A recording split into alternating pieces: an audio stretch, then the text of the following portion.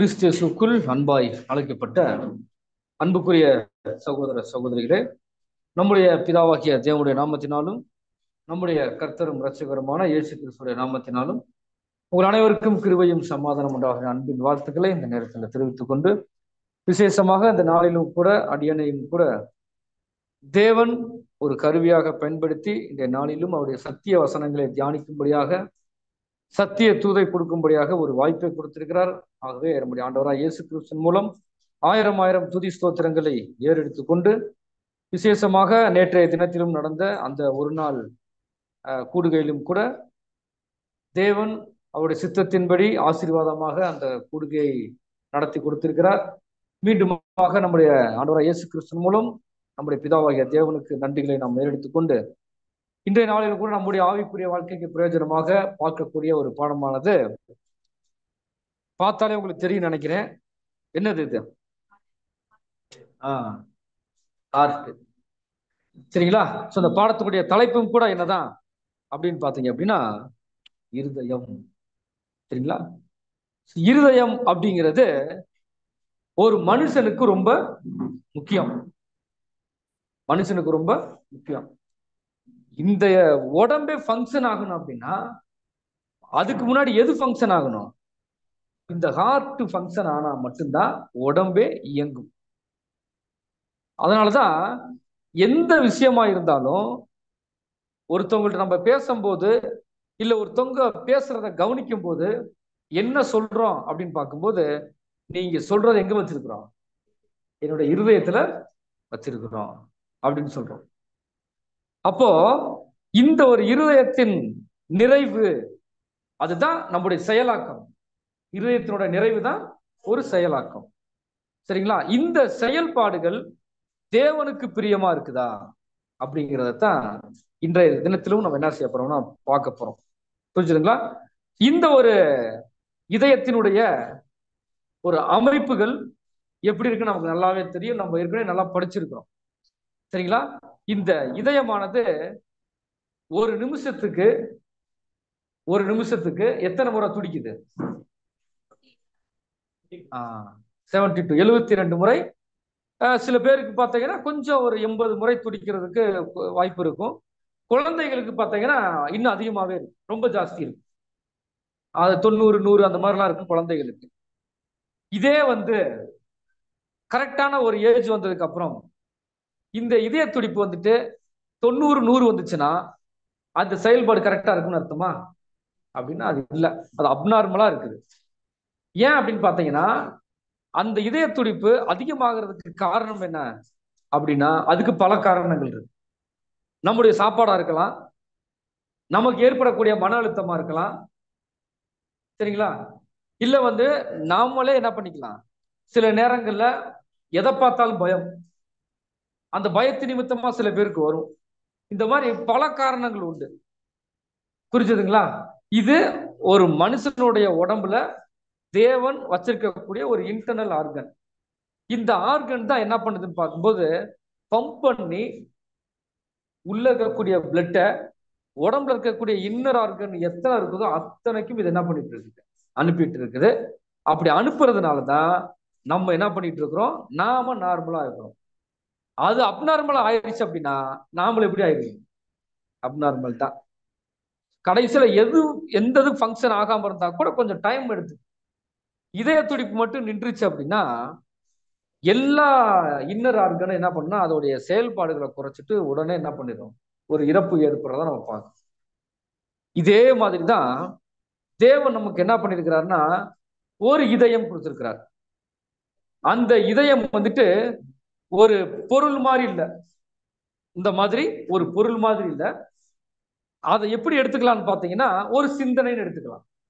ஒரு சிந்தனை அப்படின்னா அந்த சிந்தனைக்கு பேர் புதிய சிந்தனை. இன்னும் நமக்கு புரியுற மாதிரி சொல்ல போனோம்னா ஒரு புது சிருஷ்டி. அதுதான் இப்போ இந்த படத்துல தேவன் இதயம்னு எதை சொல்றான்னு பாத்தீங்கன்னா இந்த புது சிருஷ்டியை தான் சொல்றாரு. இந்த ஒரு புது சிருஷ்டி தனியா இருந்து எப்படி இந்த ஹார்ட் மட்டும் தனியா இருந்து ஒரு உடலை மற்ற எந்த இன்னர் ஆர்கனும் இல்லாம இயக்க முடியுமா?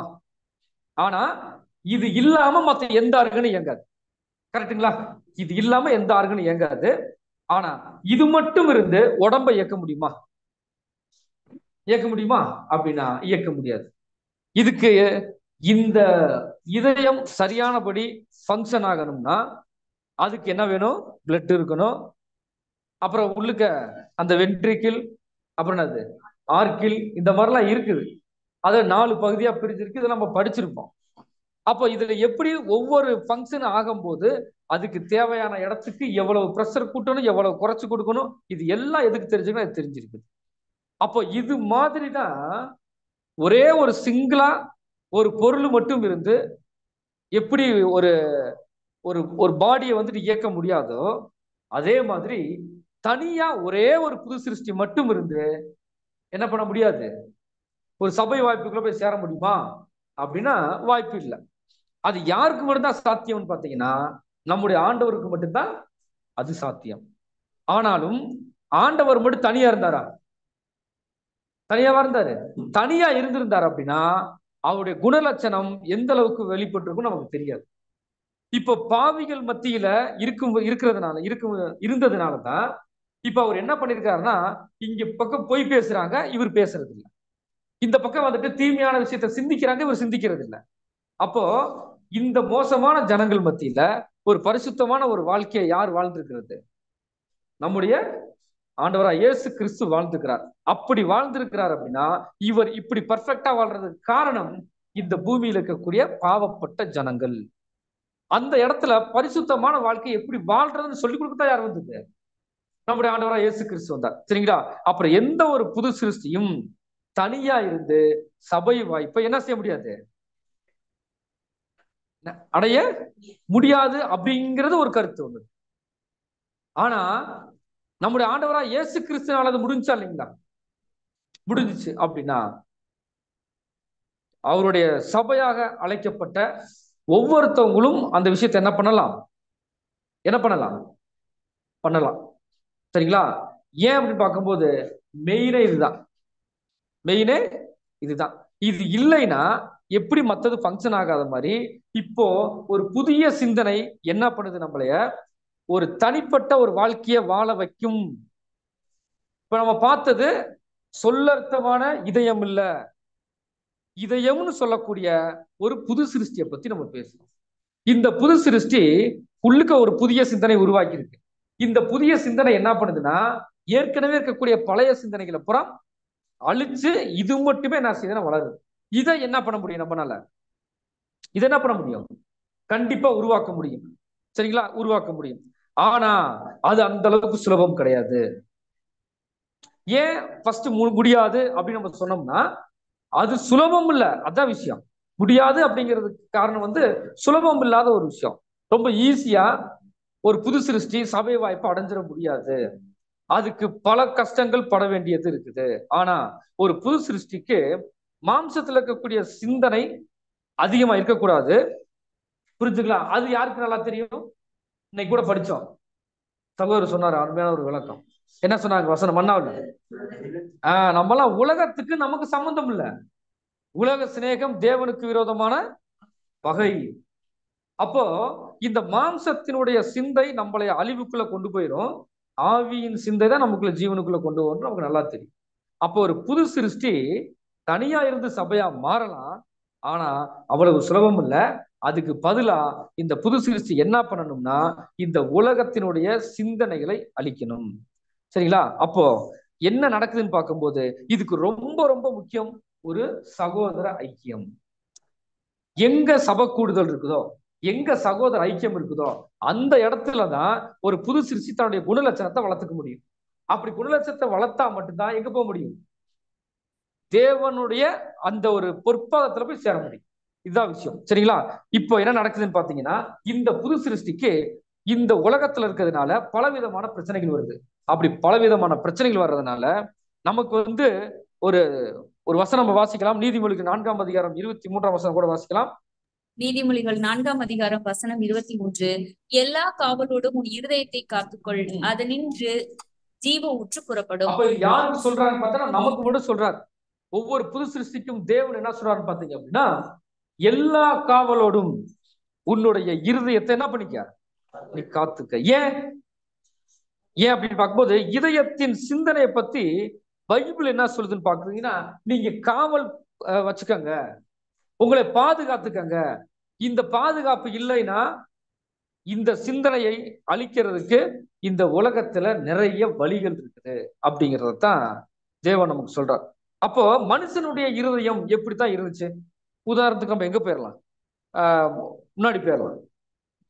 முதலாம் உலகத்தை பத்தி எடுக்கும்போது, மனுஷனுடைய அக்கிரமம் பூமியிலே பெருகினது என்றும் அவனுடைய இருதயத்தின் நினைவுகளுடைய தோற்றம் எல்லாம் எப்படி இருந்துச்சு? பொல்லாது. அப்போ இது மனுஷனுடைய அந்த நினைவுகள் பூரா எங்கதான் வருதுன்னு பார்த்தா இருதயத்துல தொடங்கு. மனுஷனுடைய கிரியைகள் ரொம்ப முக்கியமாக இருந்தாலும் அந்த கிரியைகளுக்கு முன்னாடி எது ரொம்ப முக்கியம்? சிந்திக்கக்கூடிய சிந்தனை தான். அதைத்தான் நேற்று என்ன செஞ்சோம், பாடங்கள்லாம் பார்த்துருக்கிறோம். அப்ப தேவன் அந்த பழைய ஏற்பாட்டு காலத்துல நிறைய பரிசுத்தவான்களை அவர் என்ன பண்ணார் பாருங்க. தேவன் முற்பிதாக்களை எல்லாத்தையும் கூப்பிட்டுருக்கிறார். முற்பிதாக்கள்னாவே தேவனால் தெரிந்து கொள்ளப்பட்டவர் தான் முற்பிதாக்கள். ஆனா அத்தனை ஜனங்கள் இருந்தாங்க இல்லையா, பழைய ஏற்பாட்டு காலத்துல நிறைய கேரக்டர்ஸ் நம்ம பார்க்கிறோம். ஏன் தேவன் சில பேரை மட்டும் செலக்ட் பண்றாரு? அவங்களுடைய மைண்ட் எப்படி இருந்துச்சுன்னு பாத்தீங்க அப்படின்னா ரொம்ப பர்ஃபெக்டா இருந்திருக்குது, ரொம்ப ஒரு ட்ரூவா இருந்திருக்கு. அதனாலதான் தேவன் என்ன பண்றாருன்னா, இஸ்ரேல் ஜனங்கள் மத்தியில எத்தனையோ லட்சக்கணக்கான ஜனங்கள் இருந்தாலும் அவர் என்ன பண்றாருன்னு பாத்தீங்க அப்படின்னா சில பேரை மட்டும் தான் அவர் செலக்ட் பண்றாரு. இப்ப ஆபிரகாம் அப்படிங்கும் போது வேற யாராச்சும் எடுத்திருக்கலாம், தெரிந்தெடுத்திருக்கலாம், சரிங்களா? அவங்க அப்பாவை எடுத்திருக்கலாம், இல்ல வந்துட்டு வேற அவங்க சொந்தக்காரங்க எடுத்திருக்கலாம், புரிஞ்சுதுங்களா? ஆனா தேவன் அப்படி என்ன பண்ணலன்னு பாத்தீங்கன்னா அந்த மாதிரி ஒரு ஜனங்களை அவர் கொண்டு வர்றது இல்ல. அதுக்கு பதிலாக நம்ம ஏற்கனவே பார்த்த மாதிரி அவர்களுடைய இருதயம் எப்படி இருந்துச்சுன்னு பாத்தீங்கன்னா ரொம்ப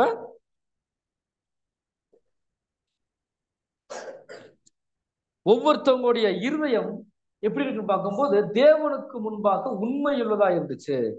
அப்படி உண்மையுள்ளதா இருந்ததுனாலதான் இந்த முற்பிதாக்களை எல்லாம் தேவன் என்ன பண்றாருன்னு பாத்தீங்கன்னா ஒவ்வொருத்தவங்களா பேர் பேரா செலக்ட் பண்றார். ஒவ்வொருத்தவங்களுக்கும் ஒரு குணம் இருக்குது, ஒவ்வொருத்தவங்களுக்கும் ஒரு குணம் இருக்குது. அந்த குணம் இப்ப பாத்தீங்கன்னா உதாரணத்துக்கு நம்ம எடுக்கும்போது சிம்சோன் அப்படின்னு எடுத்துக்கலாம். இப்ப சிம்சோனை பத்தி பார்க்கும்போது இன்னைக்கு சிம்சோனுங்கிற பேர் யாராச்சும் வைக்கிறாங்களா வீட்டுல? ஏன்?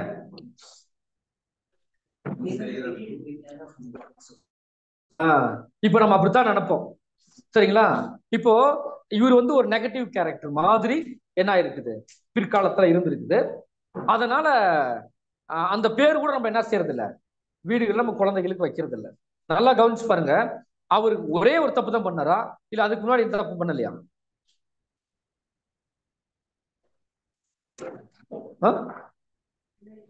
இன்னும் புரியுற மாதிரி சொல்லட்டுங்களா? இப்போ ஒவ்வொரு முறையும் ஒருத்தவங்களை வந்து வீழ்த்துறாரு இல்லையா, ஒவ்வொரு முறையும் வீழ்த்தும் போது அந்த இடத்துல என்ன நடக்குது? நிறைய பலிகள் வருது. ஆனா நமக்கு எல்லாம் ஒரு மேலோட்டமா பார்க்கும்போது அந்த இடத்துல வந்துட்டு அவருக்கு சரியான படி இல்ல, அப்பா அம்மாவுக்கு கீழ்படியாம வேற ஒரு பொண்ணை அவர் மேரேஜ் பண்ணார். தேவன் எதை சொல்லக்கூடாதுன்னு சொன்னாரோ அந்த ரகசியத்தை சொல்லிட்டார். இப்படி நமக்கு வந்து ஒரு நெகட்டிவா நமக்கு கேட்டது ஒரு வழக்கம். ஆனா நல்லா கவனிச்சு பாருங்க, அந்த இதை நம்ம வரலாறு படிக்கும் போது இவர் வந்துட்டு ஒரு புறஜாதி ஸ்திரியை வந்து மேரேஜ் பண்ணிக்கணும்னு விரும்புறாரு, வீட்டுல வந்து கேட்கிறார் அப்படின்னு வச்சுக்கலாம். அப்படி கேட்கும் போது என்ன நோக்கத்துக்காக கேட்டாருன்னு நமக்கு தெரியாது. அதனால இவர் புறஜாதி ஸ்திரியை மேரேஜ் பண்ணி விரும்புறாரு நமக்கு தெரிஞ்சுக்கும். இப்போ தப்பு பண்ற மாதிரி ஒரு ஆளா இருந்தாருன்னு வச்சுக்கோங்களேன், என்ன நடந்திருக்கும்? தேவனுடைய ஆவி வருமா? ஆனா ஒவ்வொரு முறையும் ஒவ்வொரு விஷயம் நடக்கும்போது தேவனுடைய ஆவி என்ன பண்ணி இருக்குது, வந்து வந்து போயிருக்குது. அப்படின்னா என்ன காரணம்? இவர் எந்த விதமான தப்பும் பண்ணல, அதுக்கு உள்ள ஒரு அர்த்தம் இருக்குது, ஒரு காரணத்தோட தான் அவர் என்ன பண்ணிருக்கிறாரு, சிம்சோன் எல்லாமே பண்ணியிருக்கிறார். அந்த பாடத்தை தேவன் சித்தமா இருந்தா பின்னாடி ஒரு பாடம் நம்ம பார்க்க போறோம், சரிங்களா? பின்னாடி பார்க்கலாம். அந்த பாடத்தை பார்த்துட்டோம்னா தைரியமா நம்மளுடைய பிள்ளைகளுக்கு என்ன வைக்கலாம். அப்படி ஒரு கேரக்டர் அது. நம்ம நினைக்கிற மாதிரி இருக்காது. எதுக்கு சொல்றோம்னா, இந்த முற்பிதாக்கள்ல சிம்சோனை ஏன் தேர்ந்தெடுத்திருக்கிறார் அப்படின்னு நமக்கு ஒரு கேள்வி வரும். புரியுதுங்களா? இப்போ இவரை எடுத்துக்கலாம். ஆரோன் இருக்கிறார். ஆரோன் ஆரோன் எதுவுமே பண்ணலையா? எந்த தப்புமே பண்ணலையா? இஸ்ரேல் ஜனங்கள்கிட்ட போய் எல்லாத்தையும் கூட்டு வந்து நிக்க வச்சுட்டார். நிக்க வச்சுட்டு இவர் எங்க போயிட்டாரு? மோசே மேல போயிட்டார். போயிட்டு வந்து அந்த தேவன்கிட்ட வந்து கட்டளைகளை வாங்கிட்டு வரலான்னு போறதுக்கு முன்னாடி இவர் வாங்கிட்டு கீழே வர்றாரு. இங்க என்ன நடந்துகிட்டு இருக்குது? அதுக்கு வந்து மூல காரணம் யாரு அப்படின்னா, தேவன் ஆரோனுக்கு ஏதாச்சும் தண்டனை கொடுத்தாராம். ஆனா எங்களை எகிப்துல இருந்து வழிநடத்திட்டு வந்தது எதுதான்? இந்த கண்ணுக்குடிதான் சொல்லிட்டாங்க. அதுக்கு மூல காரணம் யாருன்னு பாத்தீங்கன்னா நம்மள்தான். அதனால யோசனை பண்ணி பாருங்க. அப்படின்னா இவரை போய் எப்படி அந்த ஒரு முற்பிதாக்கள் லிஸ்ட்ல வச்சாரு? அதான். அப்போ தப்புங்கிறது வந்துட்டு நமக்கு எப்படி வேணாலும் வந்துருது. இது வந்து ஒரு மாம்ச பலவீனமா இருக்கலாம், அவசரப்பட்டு எடுக்கக்கூடிய முடிவுகளா இருக்கலாம், இது எப்படியோ. ஆனா தேவன் என்ன பண்றாருன்னு பாத்தீங்கன்னா, சில ஜனங்களை மட்டும் அவர் தெரிந்திருக்கிறார்னா அதுக்கு காரணம் அவங்களுடைய மனசு, அவங்களுடைய இருதயம். அந்த இருதயம் உண்மையுள்ளதா இருக்கிறதுனால அவர் என்ன பண்ணிருக்கிறார்னா அத்தனை முற்பிதாக்களையும் தேவன் அழைச்சிருக்கிறார். சரிங்களா? இப்ப இது எப்படி இருந்துச்சு வாசிக்கலாம். அப்போஸ்தலர் 7:39. இவனுக்கு நம்முடைய பிதாக்கள் கீழ்ப்படிய மனதாயிராமல் இவனை தள்ளிவிட்டு தங்கள் இருதயங்களில் எகிப்துக்கு திரும்பி. இப்போ இஸ்ரேல் ஜனங்கள் என்ன பண்றாங்கன்னு பாத்தீங்கன்னா, எல்லாரும் தேவனுடைய வழிநடத்தல் மூலம் வந்துட்டு இருக்கிறாங்க. வர்றாங்க, எங்கேயோ இருந்து எங்கேயோ வந்துட்டாங்க. எங்கேயோ இருந்து என்ன பண்ணிட்டாங்க? எங்கேயோ வந்துட்டாங்க. ஆனா எங்கதான் இருக்கிறாங்க? எகிப்திலேயே தான் இருக்கு. பாடி மட்டும் எங்க வந்துருச்சுன்னு பாத்தீங்க அப்படின்னா, எகிப்துக்கும் இதுக்கும் சம்பந்தம் இல்லாம ஒரு இடத்துல வந்து நிக்குது. ஆனா மனசு எங்க இருக்குன்னு பார்க்கும்போது அவங்க எகிப்துலதான் இருக்கு. அதனாலதான் தேவன் என்ன பண்றாருன்னா, ஜனங்களை உங்களுடைய மனசு என்ன செய்யுது? எனக்கு பிரியமா இல்ல, எனக்கு உங்களுக்கு ஒத்தே வராது. நான் எங்கேயோ இருக்கிறேன், நீங்க எங்கேயோ இருந்த உங்களை நான் கூட்டிட்டு வரேன்னு பாக்குறேன். ஆனா நீங்க என்ன பண்றீங்க? என்னை விட்டு தூரமா போய்கிட்டே இருக்கிறீங்க. உங்களுக்கு எனக்கு சம்பந்தம் இல்லாம இருக்குது அப்படின்னு அவர் என்ன பண்றாருன்னு பாத்தீங்க அப்படின்னா சொல்றாரு. அப்ப தேவன் ஒவ்வொரு முற்பிதாக்களையும் தெரிந்தெடுத்துக்கு காரணம் என்னன்னு பார்க்கும்போது அங்க உண்மையா இருந்தது. இங்க இஸ்ரேல் ஜனங்கள் வந்துட்டு இப்படி மைண்ட்ல அவங்களுக்கு என்ன ஆயிடுச்சு பார்த்தா எகிப்துல இருக்கிறதுனால தேவன் அவர்களை அழிக்கிறார். தேவன் என்ன பண்றாரு? அவங்கள அழிக்கிறார். ஆனா எதை நோக்கிதான் வந்துட்டு இருக்கிறாங்க? கானானை நோக்கி வந்தாச்சு. கானான் பக்கத்துல வந்தாச்சு. அப்படி வந்ததுக்கு அப்புறம் கூட மைண்ட் எங்கதான் இருக்குதுன்னு பாத்தீங்கன்னா எகிப்துலதான் இருக்குது. இப்படி ஒரு புது சிருஷ்டி இருந்தா அவங்களுக்கு வந்த அதே அழிவு யாருக்கு வரும்? நமக்கும் வரும். அதத்தான் ஒரு முன்மாதிரியா அங்க தேவன் வச்சிருக்கிறத நம்ம பார்க்கணும். சரிங்களா? வாசிக்கலாம். அடுத்த வசனம் 1 கொரிந்தியர் 4:5 வசனம் வாசி. 1 கொரிந்தியர் 4:5 ஆனதால் கர்த்தர் வருமளவும் நீங்கள் காலத்துக்கு முன்னே யாதொன்றை குறித்தும் தீர்ப்பு சொல்லாதிருங்கள்.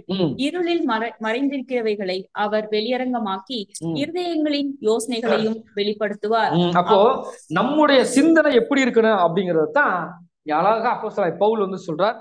சொல்லிட்டு என்ன பண்றாரு பாத்தீங்கன்னா, கர்த்தர் வருவனமும் நீங்கள் காலத்துக்கு முன்னே யாரையும் என்ன பண்ணாதீங்க, யாரையும் ஜட்ஜ் பண்ணாதீங்க, யாரையும் நியாயம் தீர்க்காதீங்க. அப்போ இந்த நியாயம் தீர்க்கிறது எப்படி பாத்தீங்கன்னா, நம்ம என்ன சொல்லிடுறோம்?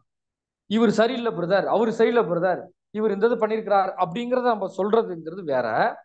இப்படி சொன்னா எல்லாருக்கும் அந்த சகோதரனை பத்தின ஒரு தப்பான ஒரு எண்ணம் வரும். சரிங்களா? ஆனா ஒரு புது சிருஷ்டி ஃபர்ஸ்ட் கம்ப்ளைண்ட் பண்ணாது. ஆனா அதே சமயத்துல நியாயத்துக்காக போராடும். புரியுதுங்களா?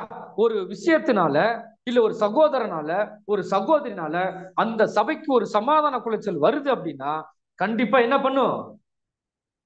அந்த சமாதானம் வர்றதுக்காகவும் சத்தியத்துல வளர்றதுக்காகவும் ஒரு புது சிருஷ்டி போராடும். அந்த போராட்டம் எப்படி இருக்குன்னு பாத்தீங்கன்னா, சொல்லுங்க, நீங்க சொல்லுங்க, அந்த போராட்டம் எப்படி எல்லாம் பண்ணும் புது சிருஷ்டி? நீங்க சொன்ன பதில் எல்லாமே ஓகே. ஆனா ஒரு புது சிருஷ்டி என்ன பண்ணும் அப்படின்னு பார்த்தோம்னா, சைலண்டா போய் ஜெபம் பண்ணும். ஏன் அப்படின்னா, என்னுடைய சகோதரன் வந்துட்டு வேற யாராச்சும் இந்த ஒரு பிரச்சனையை பார்த்துட்டாங்கன்னா அவருடைய பேர் என்ன ஆயிரும், கெட்டு போயிரும். இவருனால எத்தனை பேர் போயிருக்கிறாங்க அது அவருக்கு தெரியும். அந்த சகோதரருக்காக என்ன பண்ணுவார்னா போய் ஜெபம் பண்ணுவார். அப்போ இந்த சகோதரருடைய இருதயம் இருக்கு இல்லையா, இந்த இருதயம் நல்லா இருக்கனால அந்த சகோதரனையும் தேவன் மாத்துறதுக்கு அவருக்கு வாய்ப்பு. அப்போ ஒவ்வொரு புது சிருஷ்டி இப்படி நினைச்சா எப்படி இருக்கு, நல்லா யோசனை பாருங்க, நல்லா யோசனை பாருங்க. அப்ப இருதயத்தின் சிந்தனையினாலதான் ஒரு புது சிருஷ்டி என்ன பண்ணப்படும், நியாயம் தீர்க்கப்படும். புரிஞ்சுதுங்களா? சரி, வாசிக்கலாம். எபிரேயர் 8:10. எபிரேயர் 8:10. அந்த நாட்களுக்கு பின்பு நான் இஸ்ரவேல் குடும்பத்தாரோடு பண்ணும் உடன்படிக்கையாவது என்னுடைய பிரமாணங்களை அவர்களுக்கு மனதிலே வைத்து அவருடைய இருதயங்களில் அவைகளை எழுதுவேன். நான் அவர்கள் தேவனாயிருப்பேன், அவர்கள் என் ஜனமாய் இருப்பார்கள். இது எப்ப நடக்கக்கூடிய விஷயம்? இது எப்ப நடக்க போறது? ஒட்டுமொத்த ஜனங்களும் அவருடைய ராஜ்யத்துல என்ன பண்ணுவார்னா எல்லாரையும் கூப்பிட்டு உட்கார வச்சு அந்த இருதயத்துல என்ன பண்றாரு. ஏன் அப்படின்னா இருதயத்தின் நிறைவே வாய் பேசுது, கண்ணு பார்க்குது, ஒரு செயலாக்கத்துக்கு வருது. அதனால அந்த இருதயத்தவே என்ன பண்ணியாச்சு, சரி பண்ணிட்டா அவங்களுடைய பார்வையும் பேச்சுக்களும் நடக்கைகளும் எப்படி ஆயிரும், ரொம்ப பரிசுத்தமானதாயிரும். அதனாலதான் நான் என்ன பண்ண போறேன்னு பாத்தீங்கன்னா, என்னுடைய பிரமாணத்துல உங்க மனசுல உங்க இருதயத்துல வைக்க போறேன்.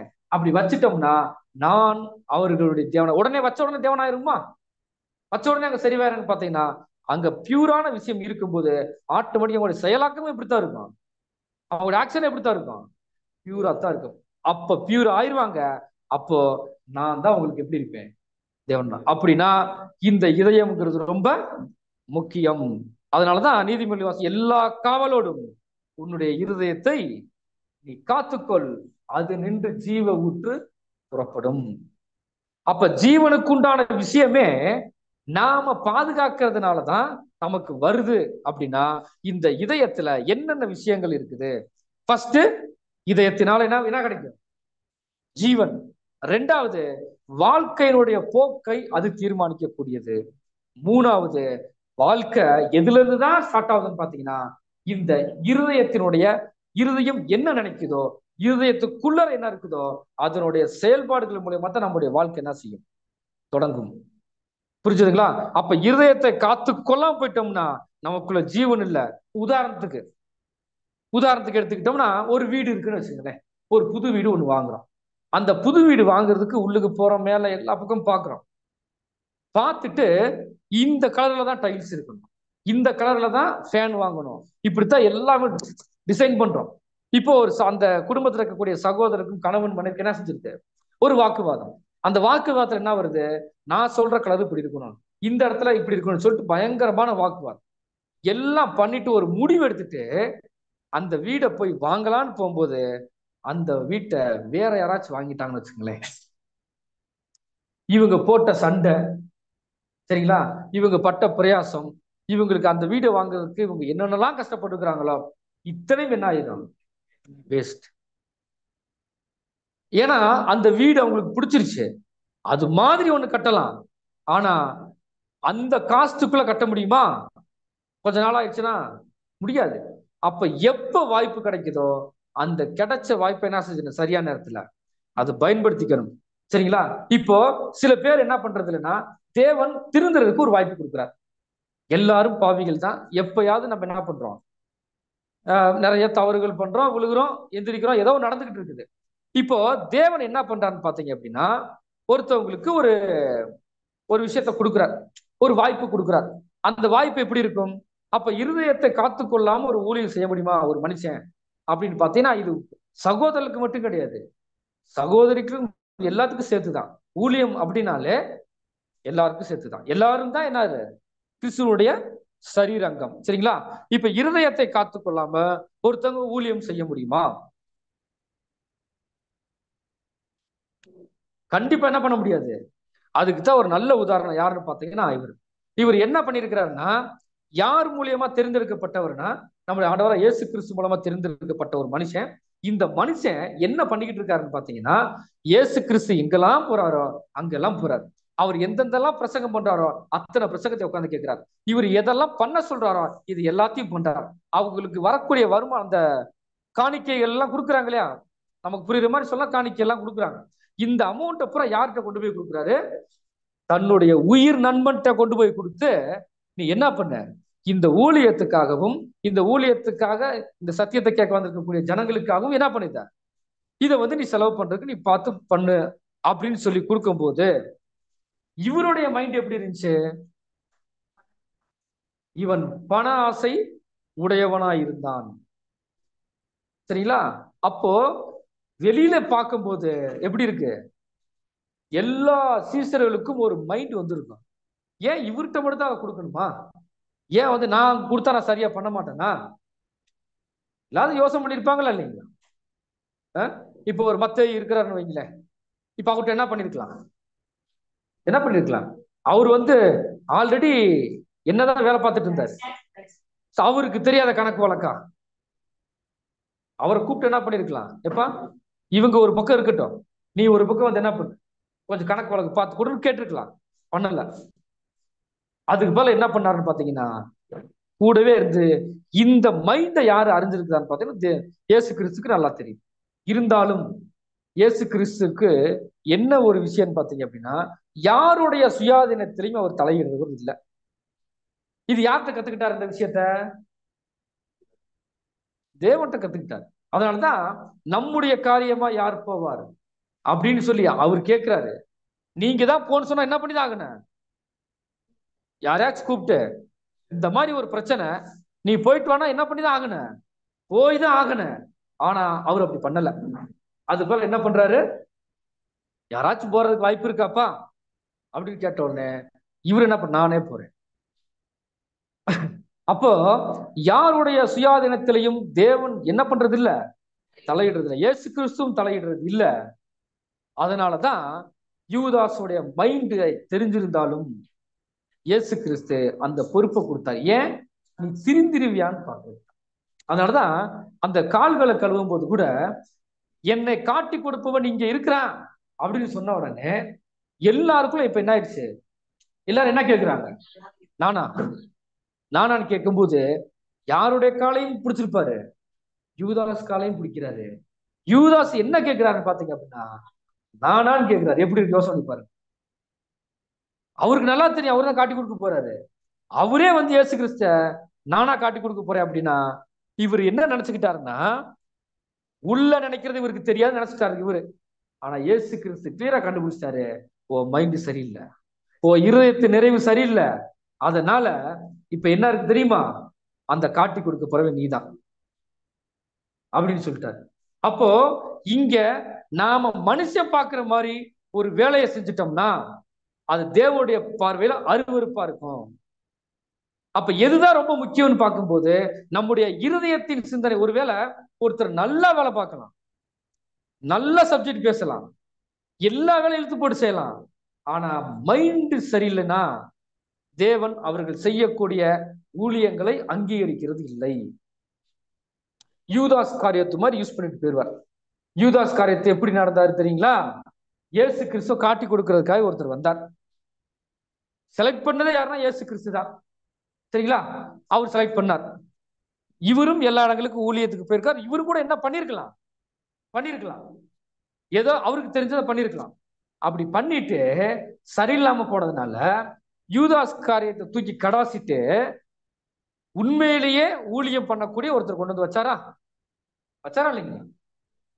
அதே மாதிரிதான் நாம சரியில்லாம போயிட்டோம்னா நம்மளை தூக்கி எறிஞ்சிட்டு யார் உண்மையா ஊழியம் செய்யறதுக்கு ரெடியா இருக்கிறாங்களோ அந்த இடத்துல அவர் கொண்டு வந்து வச்சிருவார். இது அவருக்கு மட்டும் கிடையாது, நமக்கும் சேர்த்துதான். சரிங்களா? வாசிக்கலாம். நீதிமொழிகள் புத்தகம் 23 நீதிமொழிகள் 23:7. அவன் இருதயத்தின் நினைவு எப்படியோ அப்படியே அவன் இருக்கிறான். புசியும் பானம் பண்ணும் என்று அவன் உன்னோடே சொன்னாலும் அவன் இருதயம் உன்னோட இராது. அப்போ இருதயத்தின் நிறைவு எப்படியோ அப்படிதான் அவன் இருக்கிறான். அதான் யார் இருந்ததுன்னு பாத்தீங்கன்னா இந்த யூதாஸ் காரியத்து. அப்ப தன்னுடைய இருதயத்தை மாம்சத்திற்காக என்ன பண்ணாரு? பரிசேயர்கள்ட்ட வித்துட்டா. அப்படி வித்ததுனால இப்ப இயேசு கிறிஸ்து கூடவே இருந்தோம். அவருடைய இருதய சிந்தனை எப்படி இருந்துச்சு பாத்தீங்கன்னா ரொம்ப மோசமா இருந்துச்சு. உலகத்தை நோக்கியே இருந்துச்சு, மாம்சத்தை நோக்கியே இருந்துச்சு. அதனாலதான் இவர் இயேசு கிறிஸ்து கூடவே இருந்தவர் இயேசு கிறிஸ்து மாதிரி இல்ல. அப்ப எப்படி இருக்கு யோசனை பண்ணி பாருங்க.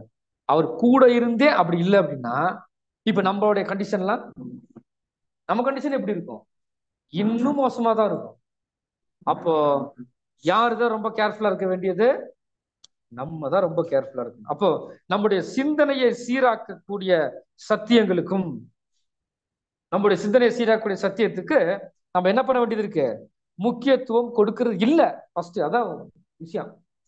நம்ம மைண்ட் கரெக்டாடா இருக்குது, அதை சரி பண்றதுக்கு நம்ம என்ன பண்றது இல்ல, அதுக்கு முயற்சி எடுக்கிறது, அலோவ் பண்றது கிடையாது. அதனால இங்க அறிவுக்கேற்ற சத்தியங்கள் முக்கியமா இருந்தாலும் நிறைய படிக்கிறோம், நிறைய தெரிஞ்சுக்கிறோம். எல்லா விஷயத்தையும் தெரிஞ்சுக்கிட்டே இருந்தா போதுமா? எதை கேட்டாலும் சொல்லுவோம், சகோதரர் இந்த இப்படி சொல்லியிருக்கிறாரு, அந்த அப்படி சொல்லியிருக்கிறாரு. எப்படி சொன்னா நமக்கு என்ன? நாம அந்த சொன்ன வார்த்தையின்படி நடக்கிறோமா இல்லையா? சரிங்களா? இப்படிப்பட்ட ஒரு விஷயம் நமக்குள்ள இருக்கணும். அந்த குணலட்சணத்தின் அடிப்படையில தான் நாம பண்ணக்கூடிய ஊழியங்கள் எப்படி இருக்கும்? அது ஆசீர்வதிக்கப்படும். இல்லைன்னா ஒரு ஆசீர்வாதமான ஒரு வாழ்க்கை இருக்காது. இப்ப தேவன் நம்முடைய சிந்தனைய எப்படித்தான் பார்க்கிறார் அப்படின்னு ஒரு ஒரு விஷயம் இருக்கு இல்லையா? விஷயம் இருக்கு. அது அது வந்து ரொம்ப ரொம்ப முக்கியம் நமக்கு. அப்போ இங்க தேவன் என்ன பண்ணான்னு பார்க்கும்போது, இந்த ஆபிரகாம் வந்து தன்னுடைய மகனை பலி செலுத்துற விஷயமா இருக்கட்டும், இல்ல அந்த ஒரு ஒரு ஊமை சொல்றாரு இல்லையா இயேசு கிறிஸ்து, இந்த மனம் திருந்திய மைந்தன், கரெக்டா சொல்றேன்னா கெட்ட குமாரன் சொல்லுவோம் இல்லையா, அவருதான் இப்ப மனம் திருந்திட்டாருல, பேரை மாத்திருவோம் நம்ம. சரிங்களா? இப்ப அவர் என்னன்னு பாத்தீங்கன்னா அந்த அந்த கெட்ட குமாரன் அந்த ஒரு ஊமையில சொல்லும் போது, இவர் ஆரம்பத்துல என்ன இருந்தாருன்னா அவருடைய மைண்ட் சரியில்லாதனால போயிட்டாரு, சொத்தை பிரிச்சுட்டு போயிட்டு வந்துட்டாரு. அங்க ரியலைஸ் பண்ணிட்டு திரும்ப வராரு. ஆனா இங்க இருக்க ஒரு ஆரம்பத்துல வந்து எப்படி இருக்குன்னா மனசு ரொம்ப இதா இருக்கு, சரி தன்னுடைய சகோதரன் போயிட்டானே அப்படிங்கிற ஒரு வேளை மனசு இருந்திருக்கும். திரும்பி வரான்.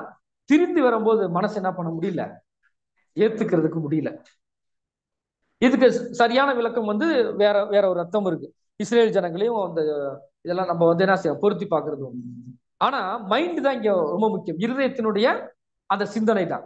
இந்த சிந்தனை எப்படி இருக்குன்னு பாத்தீங்க அப்படின்னா, ஒருத்தர் தப்பு பண்ணிட்டாரு, போயிட்டு மனம் திரும்பி வரும்போது அப்பா என்ன பண்றாருன்னா சந்தோஷமா ஏத்துக்கிறார். அப்போ இருதயத்தினுடைய சிந்தனை சரியா இருந்துச்சு அப்படின்னா, ஒருத்தருக்கு சப்ஜெக்ட் பேச தெரியாம இருந்தாலும் பரவாயில்ல, அவரால் வேலை செய்ய முடியாட்டியும் பரவாயில்ல, அவர் எங்கேயும் போய் எதுலையும் கலந்துக்க முடியாத ஒரு கஷ்டம் வந்தாலும் பரவாயில்ல, அவர் எப்பயாச்சும் வரார், எல்லாச்சும் கலந்துக்கிறார்.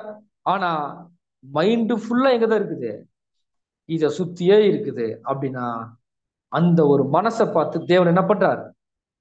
அவங்கள அங்கீகரிக்கிறார். புரிஞ்சுதுங்களா? வாசிக்கலாம். ஆதியாகமம் 22ஆம் அதிகாரம் வசனம் 12. அப்பொழுது அவர், பிள்ளையாண்டான் மேல் உன் கையை போடாதே, அவனுக்கு ஒன்றும் செய்யாதே. நீ அவனை உன் புத்திரன் என்றும் உன் ஏக சுதன் என்றும் பாராமல் எனக்காக ஒப்பு கொடுத்தபடியினால் நீ தேவனுக்கு பயப்படுகிறவன் என்று இப்பொழுது அறிந்திருக்கிறேன் என்றார். அப்போ உன் பிள்ளையாண்டான் மேல் கையை போடாத அப்படின்னு என்ன அர்த்தம்? அவர் ஆல்ரெடி வெட்டிட்டார். எப்படி நீங்க வெட்டிட்டீங்கன்னு சொல்றாரு? அவருடைய மைண்ட் என்ன ஆச்சுன்னு பாத்தீங்க அப்படின்னா, ஆபிரகாமுக்கு என் பிள்ளை தேவன் கொடுத்ததை என்ன பண்ணிடுறேன் அவருக்கே திருப்பி கொடுத்துடலாம் அப்படின்னு சொல்லிட்டு மனசுல நினைச்சிட்டாரு. நினைச்ச அடுத்த செகண்ட் தேவன் என்ன பண்ணிட்டாருன்னா, நீ வெட்டிட்ட, நீ பலி கொடுத்துட்ட, இதுக்கு மேல நீ பலி செலுத்துங்கிற அவசியம் இல்லை அப்படின்னு சொல்லிட்டு தான் இப்பத்தான் நீ விசுவாசத்தின் தகவல். அதுக்கு முன்னாடி ஒரு வார்த்தை சொன்ன உடனே போனார் இல்லைங்களா? அப்ப விசுவாசத்தின் தகப்பன் ஆயிட்டாரா? 25 வருஷம் கழிச்சு அதே சவுண்ட் மறுபடியும் கேக்குதே, அப்ப அந்த விசுவாச தகப்பன் ஆயிட்டாரா? இல்ல. எப்பத்தான் விசுவாசத்தின் தகப்பன் பாத்தீங்க அப்படின்னா, தன்னுடைய ஒரே பேரான குமாரனை என்ன பண்ணாரு? பலி செலுத்தினா அடுத்த செகண்டே விசுவாசத்தின் தகப்பன். அப்படின்னா அவருடைய மைண்டை யார் நல்லா புரிஞ்சுக்கிட்டான்னு பாத்தீங்கன்னா, அப்போ கிரிகளின் அடிப்படையில் தேவன் நம்மளை நியாயம் தீர்ப்பாரா அப்படின்னா இங்க வெளிப்படையா நம்ம பண்ணக்கூடியதுக்கு வாய்ப்பு இல்லை. ஆனா பண்ணணும், ரொம்ப முக்கியம். அதோட சேர்த்து நம்முடைய இருதயத்தின் சிந்தனையும் எப்படி இருக்குன்னா அந்த நடக்கக்கூடிய நடக்கைக்கு தகுந்த மாதிரி உண்மையா இருக்கு. இருதயத்தில் இருக்கக்கூடிய உண்மைக்கு தகுந்த மாதிரி வெளியில் நடக்கணும். அப்ப ரெண்டுமே முக்கியம். கிரியையும் முக்கியம், அந்த கிரியை செய்யும் போது என்ன மனநிலைமையில செய்யறோம்ங்கிறது ரொம்ப முக்கியம். இதைத்தான் என்ன பண்றாருன்னு பாத்தீங்கன்னா தேவன் நம்ம கிட்ட அவர் எதிர்பார்க்கிறார், அவர் விரும்புறார்.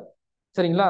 அதே ஆதியாகமம் 22ஆம் அதிகாரம் 12ஆம் வசனத்துல இப்ப பார்த்ததுல இப்ப பாத்தீங்கன்னா இப்ப உதாரணத்துக்கு ஒவ்வொருத்தவங்களும் ஒவ்வொரு தாளந்துகளை தேவன் கொடுத்திருக்கிறார். நம்ம அந்த பாடத்துல பார்த்தோம் இல்லையா, கெனாரி ஸ்பேரோ பார்த்திருக்கிறோம். அதுல அதான் எல்லாருக்குமே ஒரே மாதிரியான தாளந்துகளை தேவன் என்ன பண்றது இல்ல, கொடுக்கறது இல்ல. ஏன் ஒரே மாதிரி தாளந்துகளை கொடுக்கறது இல்லைன்னு சொல்லி பார்க்கலாம்.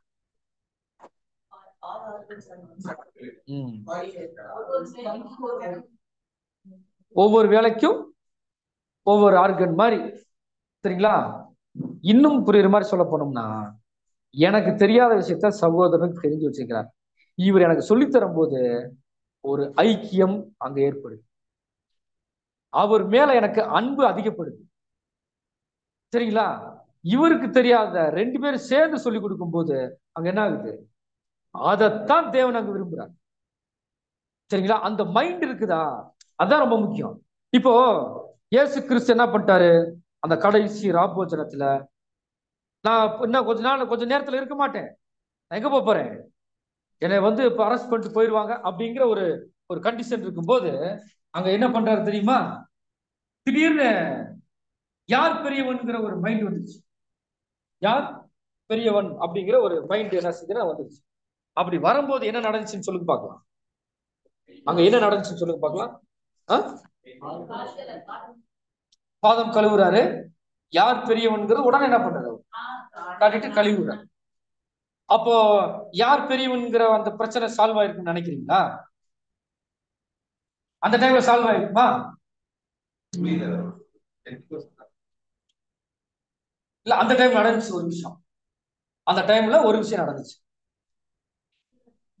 என்ன நடந்துச்சு தெரியுங்களா? கால்களை கழுவுறார், இப்படித்தாப்பா தாழ்மையா இருக்கணும், இங்க யாருமே பெரியவங்க சின்னவங்க இல்லைன்னு சொல்லிட்டார். புரிஞ்சுக்கிறதுக்கு இன்னும் கெப்பாசிட்டி இல்ல. இப்ப என்ன பண்ணிட்டாருன்னா ஒரு அப்பத்தை எடுத்து கையில கொடுத்துட்டு நீங்க என்ன பண்ணிக்க, ஷேர் பண்ணிக்க. இப்ப யார் பெரியவன் அப்படிங்கக்கூடிய மைண்டு போயிடுச்சு. அதுக்கு போல என்ன மைண்ட் வந்துருச்சு தெரியுங்களா, இந்த அப்பம் இங்க இருக்கக்கூடிய அத்தனை பேருக்கும் ஈக்குவலா போய் சேரணும். இப்ப அந்த மைண்ட் இல்ல அவங்களுக்கு. இப்ப என்ன பண்ணியாச்சுன்னா இப்ப என்ன பண்ணுவாங்க, அவங்களுக்கு போகணும்ப்பா, அவருக்கு பேதுருக்கு கரெக்டா போகணும், இங்க தோமா கரெக்டா போகணும், பார்த்து கரெக்டா ஈக்குவலா பிரிச்சுக்கணும். அப்போ இங்க எல்லாருமே ஈக்குவல் தாங்கிறத அந்த சரீரத்தை அவர் அந்த அப்பத்தின் ஒரு அடையாளமா கொடுத்தாரு இல்லையா, அதுலயே இங்க என்ன ஆயிடுச்சுன்னு பாத்தீங்கன்னா ஒவ்வொருத்தவங்களுடைய இருதயமும் அங்க சரியாயிடுச்சு. ஒரே ஒருத்தர் தான். ஏன் அப்படின்னா அவர் ஆல்ரெடி உள்ள வரும்போதே இப்படித்தான் வந்தார். கரெக்டா புரிஞ்சுதுங்களா? அதனாலதான் மனுஷனுடைய வழிகள் அவனுக்கு நிறைய இருக்குது, எத்தனையோ வழிகள் இருக்குது. ஆனா அது எல்லாம் எப்படி இருக்குது வாசிக்கலாம். மனுஷனுடைய வழிகள் எல்லாம் அவன் பார்வைக்கு செம்மையாக தோன்றும், கர்த்தரோ இதயங்களை என்ன பண்றாரு, இருதயம் நிறுத்து பார்க்கிறார். ஒரு அளவு இருக்குது, எந்த அளவுக்கு தாங்குறார். ஒரு உபத்திரம் வருது, ஒரு கஷ்டம் வருது, அந்த கஷ்டத்தின் மத்தியில தேவனுக்கு எப்படி வாழ்றோம் அதான் உண்மை. அதுல நாம எந்த அளவுக்கு தேவனுக்கு முக்கியத்துவம் கொடுக்கணும் அப்படிங்கிறதான் தேவன் என்ன பண்றாரு பார்க்கும்போது ஒவ்வொரு புது சிருஷ்டிக்கு பார்க்கிறார். இப்பதான் என்ன செய்ய போறோம், பாடத்துக்குள்ள நம்ம போக போறோம். சரிங்களா?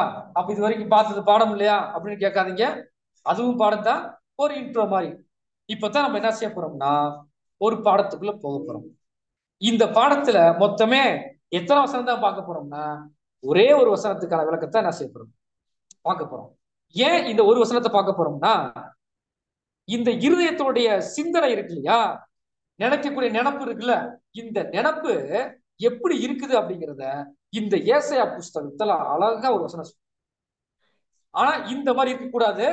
ஆனா இது எதுக்கு அடையாளமா இருக்குன்றத என்ன செய்ய போறோம் பார்க்க போறோம், வாசிக்கலாம். ஏசாயா 66ஆம் அதிகாரம் 3ஆம் வசனம். ஏசாயா 66ஆம் அதிகாரம் வசனம் 3. மாட்டை வெட்டுகிறவன் மனுஷனை கொல்லுகிறவனாகவும். பாருங்க, மாட்டை வெட்டுகிறவன், மாட்டை வெட்டுறாங்க இல்லையா, அந்த வெட்டுறது தேவனுடைய பார்வையில எப்படி இருக்குதாமா, மனுஷனை கொல்லுகிறதுக்கு சமமா இருக்குது அப்படிங்கிற. அடுத்தது, ஆட்டை பலியிடுகிறவன் நாயை கழுத்தறுக்கிறவனாகவும். பாருங்க, ஆட்டை கொல்றதை பார்க்கிறோம். இந்த ஆட்டை கொல்றது, நாயை கல்லால அடிக்கிறது நமக்கு விரும்புறது. ஆனா அது எப்படி இருக்குதாமா, நாய கழுத்தை அறுக்கிறவனை போலவும். காணிக்கையை படைக்கிறவன் பன்றி ரத்தத்தை படைக்கிறவனாகவும். நல்லா யோசனை பாருங்க, எப்படி இருக்குது இது. காணிக்கை கொடுக்கிறோம் இல்லையா, காணிக்கை கொடுக்கும் போது தேவனுடைய பார்வையில் எப்படி இருக்காமா, சில பேருடைய இருதயம் சரியில்லாதனால பன்றி ரத்தத்தை தேவன் அப்பதான் விரும்பாத ஒரு மிருகம், அந்த மிருகத்துடைய ரத்தத்தை கொடுத்தா எப்படி இருக்கும், அந்த மாதிரி அருவருப்பா இருக்குதாமா காணிக்கை கொடுக்கிறது. அடுத்தது, தூபம் காட்டுகிறவன் விக்கிரகத்தை ஸ்தோத்தரிக்கிறவனாகவும் இருக்கிறான். இவர்கள் தங்கள் வழிகளையே தெரிந்து கொள்கிறார்கள், இவர்களுடைய ஆத்மா தங்கள் அருவருப்புகளின் மேல் விருப்பமாய் இருக்கிறது. அப்போ இதுல பாத்தீங்கன்னா 4 விஷயம் இருக்குதா, எத்தனை இருக்குது, 4, சரிங்களா? அப்போ இந்த 4 நல்ல காரியத்தை செய்யறதுக்கு சொன்னா ஜனங்கள் என்ன பண்றாங்கன்னா, அதுக்கு பதிலா 4 மோசமான பாவத்தை செய்யறாங்க. 4 மோசமான பாவத்தை செய்யறாங்க அப்படின்னா இவர்கள் பாவம் செய்யக்கூடாது அப்படிங்கிறதுக்காகத்தான் இந்த வழிமுறையை தேவன் என்ன பண்ணிருக்கிறார், கொடுத்து. அப்படின்னா அவங்க எதை என்ன பண்ணிருக்கிறாங்க, மறந்திருக்கிறாங்கன்னா, எதை மறந்தார்கள், எதை மறந்தார்கள்? தேவன் என்ன பண்ணிருக்காரு, நல்லதா பண்ணணும், நல்ல ஒரு இருதயம் இருக்கணும், இவங்களுக்குள்ளார எந்த ஒரு பார்சியாலிட்டி இருக்கக்கூடாது, ஒரு அன்பு இருக்கணும், ஒரு ஐக்கியம் இருக்கணும், இது எல்லாத்தையும் சொல்லி கொடுக்குறாரு. ஆனா இந்த விஷயங்கள் எல்லாம் சில ஜனங்களுக்கு இல்லை, சில ஜனங்களுக்கு இல்லை. அப்படின்னா இந்த வசனத்தை வாசிச்சுட்டு நம்ம என்ன செய்யலாம், உள்ளுக்கு போலாம், வாசிக்கலாம். எபிரேயர் 10ஆம் அதிகாரம் வசனம் 26. சத்தியத்தை அறியும் அறிவை அடைந்த பின்பு நாம் மனப்பூர்வமாய் பாவம் செய்கிறவர்களாய் இருந்தால் பாவங்களின் நிமித்தம் செலுத்தத்தக்க வேறொரு பலி இனி இராமல். இப்படி ஒருத்தர் அடி வாங்குறாரு அப்படின்னா அது காரணம் யாரு, நாம தான். இப்போ ஒவ்வொரு முறையும் தப்பு பண்ணும்போது இது நமக்கு ஞாபகத்துக்கு வரணும். இப்படி வந்தா நம்முடைய சிந்தனை எப்படி இருக்கும், தப்பான விஷயத்த நினைக்கணும்னு தோணுமா? அப்போ சத்தியத்தை அறிஞ்சதுக்கு அப்புறம், சத்தியத்தை அறிஞ்சது என்ன அர்த்தம், எது நல்லது எது கெட்டது, எது தேவனுக்கு விருப்பமானது எது விருப்பம் இல்லாதது, இத நல்லா தெரிஞ்சதுக்கு அப்புறம் நாம செய்யக்கூடிய பாவத்தை கண்டினியூ பண்ணோம்னா இனி பலி செலுத்துறதுக்கு வேற பலி இல்லை, இயேசு கிறிஸ்து வேற ஒருத்தர் இல்லை. அப்ப யார மறுதளிக்கிற மாதிரி, எப்படி மறுதளிக்கிறது, இது எப்படி மறுதளிக்கிறது, தெரியுங்களா? இப்ப இயேசு கிறிஸ்து ஒட்டுமொத்த பாவத்துக்கு மனுஷ பலி ஆயிட்டாரா? பலியானதுக்கு அப்புறம் மறுபடியும் பாவம் செஞ்சுட்டே இருக்கு. பாவம் செஞ்சா என்ன பண்றது, நான் பாவம் செஞ்சுட்டேன், மறுபடியும் என்ன பண்ணுங்க, எனக்காக பலி, இப்படி பண்ண முடியுமா? அப்படின்னா தேவன் அப்ப செலுத்தின அந்த கிறிஸ்து மூலமாக என்ன பண்ணிருக்கிறாரு, ஒரு ஆட்டை நமக்காக அடிச்சிருக்கிறாரு இல்லையா, அந்த ஆடு அடிக்கப்பட்டதை புறக்கணிக்கிற மாதிரி. அப்போ எப்படி நல்லா யோசனை பாருங்க, எங்களுக்கு அது சரியா அடிபட்ட மாதிரி தெரியலங்க.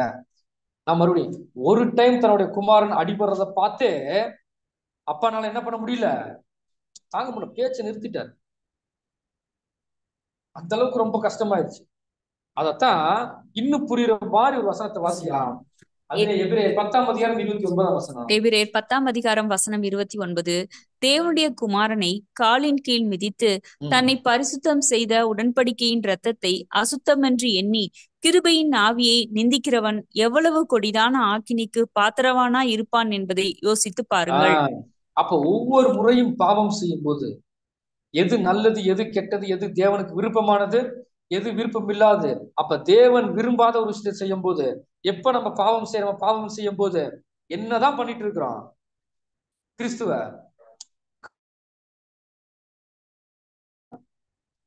நம்முடைய குழந்தைய இன்னொருத்தர் மிதிக்கிறத பார்த்து நம்ம அலோவ் பண்ணுவோமா? ஃபர்ஸ்ட் சும்மா விட்டுருவோமா? ஒரு டைம் தெரியாம பண்ணிட்டாங்கன்னு வச்சுங்களேன், அங்கிள் தெரியாம மிதிச்சிட்டாரு, ஏன் விட்டுருவோம். கண்ணு முன்னாடி மிதிச்சுட்டே இருக்கிறாங்க குழந்தைங்க, அந்த அப்பா சும்மா விட்டுருவாராம். புரியுதுங்களா? அப்போ பொல்லாதவர்களாகிய நீங்களே உங்கள் பிள்ளைகளுக்கு நல்லதை கொடுக்க நினைக்கும் போது அப்படின்னா, நம்மளை பத்தி பைபிள் கிளியரா சொல்லுது, நம்மளா யாருங்க? பொல்லாதவர்கள். தேவன் புது சிருஷ்டி, ஒரு புதிய சிந்தனை உண்டாக்கிட்டார்.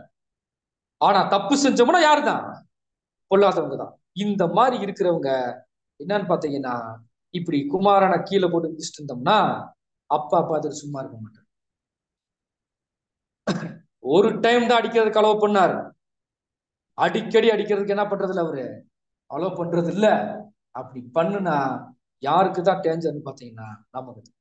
இப்ப டேஞ்சர் ரெண்டு விதத்துல இருக்கு. ஒண்ணு, தப்பு செய்யறோம், அந்த தப்பு செஞ்சதுக்கான தண்டனை வந்துடணும். அந்த தண்டனையை நம்மளே கேட்டு வாங்கிக்கணும், அது நல்லது. தண்டனை நமக்கு வந்துருச்சு அப்படின்னா தேவன் அந்த பாவத்தை மன்னிச்சிட்டாருன்னு அர்த்தம், மறுபடியும் அந்த பாவத்தை பண்ணக்கூடாது.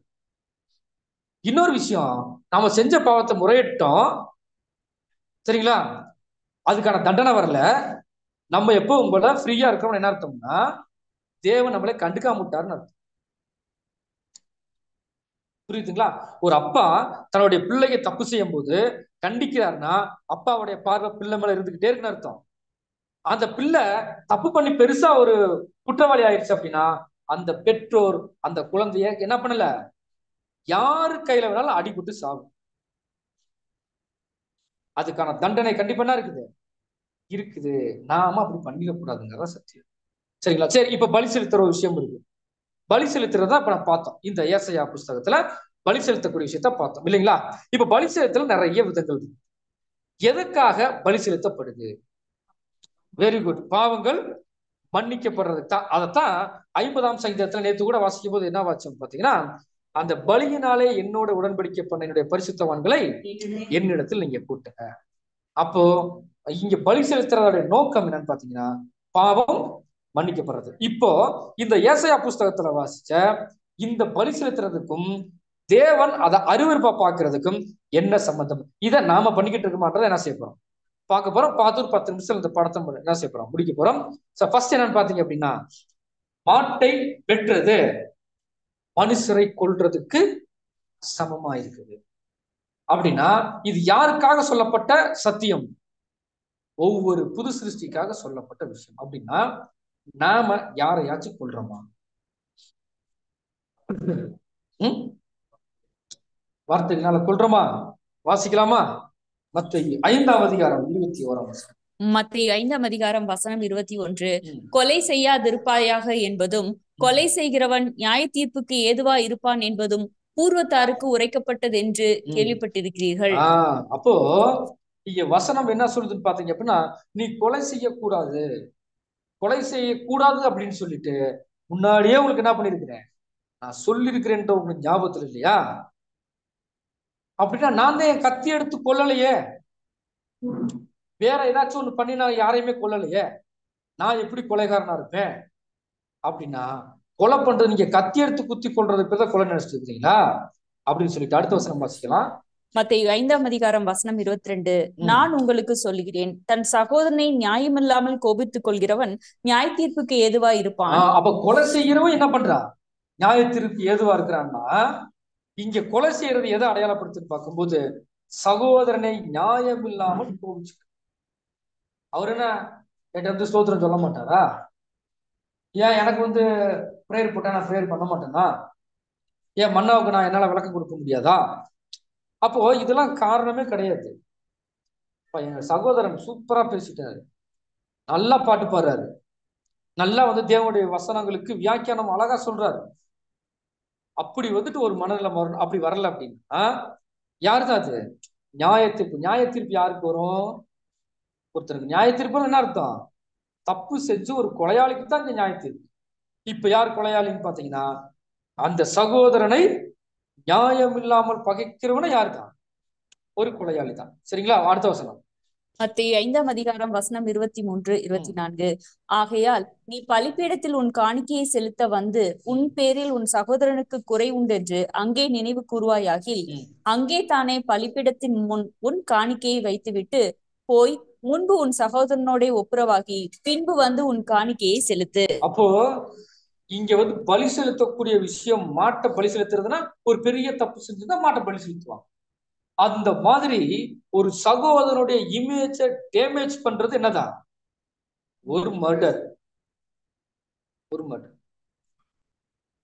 நீங்க என்னதான் போய் ஓடி ஓடி ஊழியம் பண்ணாலும், சத்தியத்தை சொன்னாலும், ஒரு சகோதரனை டேமேஜ் பண்ணிட்டா நீங்க செலுத்தக்கூடிய பலி தேவனுடைய பார்வையில் எப்படி இருக்கும் தெரியுங்களா? கொலை செய்யற மாதிரி இருக்கும். சரிங்களா? ரெண்டாவது என்னது? ஆட்டை பலியிடுவது. சரிங்களா? ஆட்டை பலியிடுறது எதுக்கு சமம்னு பாத்தீங்க அப்படின்னா, நாயினுடைய கழுத்தை அறுக்கிறதுக்கு சமம். வாசிக்கலாம் முதல் பகுதி மட்டும். 2 பேதுரு 2ஆம் அதிகாரம் வசனம் 22. நாய் தான் கக்கினதை தின்னவும். நாய் தன் கக்கினதை தின்னவும். இப்போ இந்த நாய் மாதிரி ஒரு கேரக்டர் இருக்குதாமா. இருக்கிறவங்களை பத்தி சொல்றாங்க, நமக்குள்ள விட்டுறலாம். இருக்கிறவங்களுக்கு இனிமேல் வந்துடவும் கூடாது, அதான் சத்தியம். அதுக்காக தான் பார்த்துட்டு இருக்கோம். இந்த நாய் என்ன பண்ணும்? என்ன பண்ணுவாங்க? எல்லாமே சாப்பிடும், கிடைக்கிறத பூரா சாப்பிடும். சரிங்களா? கிடைக்கிறத பூரா சாப்பிட்டுட்டு இதுக்கு என்ன ஆகாது? டைஜஸ்ட் ஆகாது. அப்படி ஆகாம இருக்கிறதுனால இன்னொரு பொருளை பார்த்த உடனே சாப்பிடணும்னு தோணும். ஆனா உடம்பு ஒத்துழைக்கல. அதுக்கு என்ன பண்ணும்? ஏதாச்சும் ஒரு புல்லு கில்லு அந்த மாதிரி ஏதாவது சாப்பிட்டுட்டு டைஜஸ்ட் பண்றதுக்கு போய் வாமிட் பண்ணிடும். வாமிட் பண்ணிட்டு இது நேரம் எங்க போகும்? அந்த ஒரு பொருள் புதுசா ஒண்ணு பார்த்துச்சு இல்லையா, அதை சாப்பிடறதுக்காக ஓடும். அங்க போன உடனே அந்த பொருள் என்ன இருக்காது, வேற நாய் சாப்பிட்டு போயிருக்கு. இப்ப இந்த நாய்க்கு என்ன மைண்ட் வருது தெரியுங்களா? என்னடா அது, பேசாம அப்படியே விட்டுருந்தா கூட நல்லா இருந்திருக்கு போல தெரியுது. என்ன பண்ணலாம்? சரி, நம்ம தான் ஒண்ணு பண்ணி வச்சிருக்கிறோமே, அதையுமே போய் என்ன பண்ணிக்கலாம்? அப்படி ஒரு நாய் பண்ணுச்சுன்னா அதை பார்க்க முடியுமா? முத இப்படித்தான். சரிங்களா? அந்நிய நுகத்தோட நீங்கள் பிணைக்கப்படாதீர்கள். சரிங்களா? பேலியாளுக்கும் யாருக்கும் சம்மந்தம் இல்ல, தேவனுடைய பிள்ளைக்கும் சம்மந்தம் இல்லை. சரிங்களா? நீதிக்கும் அநீதிக்கும் சம்மந்தம் இல்ல, சத்தியத்துக்கும் அசத்தியத்துக்கும் இருளுக்கும் ஒளிக்கும் எதுவுமே கிடையாது. நிறைய போலாம் அப்படியே. அப்போ இந்த மாதிரி இருந்தீங்க அப்படின்னா, சரிங்களா, நல்லா சாப்பிட்டு இருக்கிறீங்க, தேவனுடைய சத்தியத்தை நல்லா சாப்பிட்டு இருக்கிறீங்க. ஆனா உலகத்துல ஒரு விஷயத்த பார்த்துட்டு இது வேணாம்னு சொல்லி கொஞ்ச நேரம் ஒதுக்கி வச்சுட்டு போறோம். அங்க போயிட்டு அதை அங்க கிடைக்காது. இல்லைன்னா ஏற்கனவே என்ன பண்ணிட்டு இருக்கிறோம்னா, உலகத்துக்கு உண்டான விஷயத்த ஃபுல்லா மைண்ட்ல ஏற்றி வச்சுக்கிறோம். நல்லா ஏற்றி வச்சுட்டு ஞாயிற்றுக்கிழமை ஆன உடனே, அடடே இன்னைக்கு என்ன நாளுங்க, சண்டே. இப்ப என்ன பண்ணலாம்னா, இந்த 6 நாளும் தேவனுக்கு விரோதமா பண்ண விஷயத்த கொஞ்ச நேரம் ஒதுக்கி வைக்கலாம் அப்படின்னு சொல்லிட்டு என்ன பண்றதுங்க, ஒதுக்கி வச்சிருது. இங்க நல்ல சாப்பாடு கிடைக்க சொல்லிட்டு பக்கத்துல நின்றா அந்த நல்ல சாப்பாடு யாருக்கு தான் போய் சேர? யாரு ஒழுக்கமா இருக்குன்னு விரும்புறாங்களோ, யாரு அந்த எஜமானுடைய பேச்ச கேட்கறாங்களோ அவங்களுக்கு தான் சாப்பிட்டு முடிஞ்சிருச்சு, போயிடுச்சு, அவ்வளவுதான். சாப்பிட்டதுக்கு அப்புறம் இங்கேயும் கிடைக்காது, அங்கேயும் கிடைக்காது. இல்லைன்னா மறுபடியும் என்ன பண்ண, உலக காரியத்துக்குள்ளே போயிடுறது. எப்போ? ஞாயிற்றுக்கிழமை 2 மணிக்கு மேல. இதுதான் நாய் தன் கக்கினதை மறுபடியும் புரிஞ்சதுங்களா? உலக பிரகாரத்துக்குள்ள போயிட்டு இங்க மட்டும் ஒரு எட்டு வந்துட்டு மறுபடியும் உலகத்துக்குள்ள போயிட்டோம்னா இந்த பலிய தேவன் விரும்புவாரா? அதைத்தான் என்ன சொல்றாருன்னா, நீ ஆட்ட பலியிடுறதை காட்டிலாம் நீ பலியிடக்கூடிய விஷயம் என்னோட இருதயத்துக்கு எப்படி இருக்குன்னு பாத்தீங்கன்னா, நாய கழுத்தை அறுக்கிறதுக்கு சமமா இருக்குது. இந்த மாதிரி ஒரு மோசமான ஒரு விஷயமா இருக்குது அப்படிங்கிற சொல்றாரு. அந்த நாய் எப்படி இருக்காது, இப்படி தாங்க இருக்கும். இது வந்து எங்க ஊர் நாய்ன்னு வச்சுக்கோங்களேன். இந்த நாய் இப்படித்தான் இருக்கும். இந்த பக்கம் எப்படி இருக்குன்னு நமக்கு தெரியாது. சரிங்களா? சரி, வாசிக்கலாம். இவங்களை பத்தின விஷயம், இவங்களை பத்தினதுல நம்மளை பத்தி நாம தப்பு பண்ணா தேவன் நம்ம கொடுக்கக்கூடிய எச்சரிக்கை. வாசிக்கலாம். எபிரேயர் 6ஆம் அதிகாரம் வசனம் 4 முதல். ஏனெனில் ஒரு தரம் பிரகாசிக்கப்பட்டும் பரம ஈவை ருசி பார்த்தும் பரிசுத்த ஆவியை பெற்றும் தேவனுடைய நல் வார்த்தையையும் இனிவரும் உலகத்தின் பலன்களையும் ருசி பார்த்தும் மறுதலித்து போனவர்கள் தேவனுடைய குமாரனை தாங்களே மறுபடியும் சிலுவையில் அறைந்து அவமானப்படுத்துகிறபடியினால் மனம் திரும்புவதற்கு ஏதுவாய் அவர்களை மறுபடியும் புதுப்பிக்கிறது கூடாத காரியம். மறுபடியும் என்ன பண்ண முடியாதுங்க. இதுக்கு பல முறை நம்ம என்ன பண்ணியாச்சு, விளக்கம் பார்த்தாச்சு. எல்லா விஷயமும் தெரிஞ்சுக்கிட்டு தேவனுக்கு விரோதமா தப்பு பண்ணணும்னா செத்து போயிட்டா எதிர்த்து வரமாட்டாங்கன்னு சொல்லிட்டாங்க. சரிங்களா? அடுத்தது என்னதுங்க? காணிக்கை படைக்கிறவன் பன்றி ரத்தத்தை படைக்கிறவனாகவும். ஃபர்ஸ்ட் காணிக்கை கொடுக்கறதுனா என்ன அப்படின்னா என்னவா இருக்கும் நினைக்கிறீங்க?